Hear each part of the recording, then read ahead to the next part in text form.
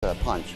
President Obama announcing he's grounding a plan to build a missile defense shield system in Poland and the Czech Republic, and it could foreshadow big changes for the defense industry and defense contractors. Brian Weiss in D.C., my colleague over there, stateside, has more on this issue. This was an issue that really caused Putin and Bush to come to blows in the previous administration, and now I guess it's one contentious issue off the table, Brian. Yeah, you got it. Some changes today to those old Bush policies. It, of course, was President Bush's policy that Obama today shot down, acting on what he called a unanimous recommendation from his top defense advisors. The plan would have installed missiles and radar in Europe to defend against hostile nations like Iran. But the Obama administration is trying to transition from what it considers outdated military technology and instead focus on less expensive, more effective technology. The U.S. will still have missile systems that are mostly sea-based, and Obama said the change will mean better protection for U.S. allies. Our new missile defense architecture in Europe will provide stronger, smarter, and swifter defenses of American forces and America's allies. It is more comprehensive than the previous program. It deploys capabilities that are proven and cost-effective, and it sustains and builds upon our commitment to protect the U.S. homeland against long-range ballistic missile threats.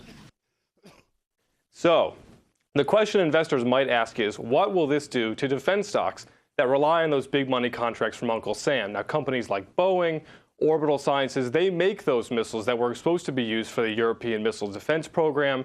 That's going to change. But despite those cuts, defense stocks soared today with the belief that the change in military policy could mean more dollars for investing in new defense technologies, especially for companies like Raytheon and Lockheed Martin, which make those new missiles. Because the Obama administration wants to look strong on defense, and there's really no clear-cut evidence that Congress wants to back off from defense, that you will see cuts from certain programs turn out to be funding for new programs. So overall, I think that's positive for the industry. Now, the administration's plan runs through 2020, which could mean plenty of new defense dollars could be up for grabs over the next decade, Bernie. Brian, there are a lot of changes still being discussed, aren't there? Like plans to phase out the F-22 Raptor, a very expensive, like $150 million fighter jet, in favor of the cheaper Joint Strike Fighter, the F-35. These are, I've been seeing quite a lot of debate played out in the press, and even ads taken out in the broadsheets on this issue.